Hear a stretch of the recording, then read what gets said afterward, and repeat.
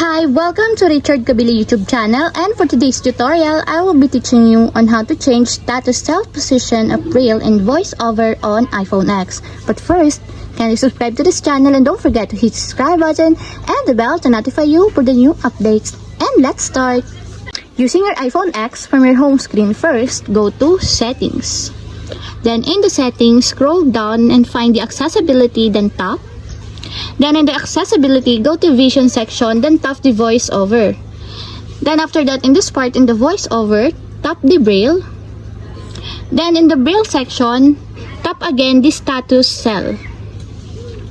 Then in this part in the status cell, under the status cell's position, if you want to change it to right side, just tap it until there's a check mark on the side. And if you want to switch it back to left side, just tap it also until there's a check mark on the side. And that's it. We have successfully changed status cell's position of braille and voiceover on iPhone X. If you have a question, can you comment down below, and don't forget to hit the subscribe button and the bell to notify you for the new updates. And thank you for watching!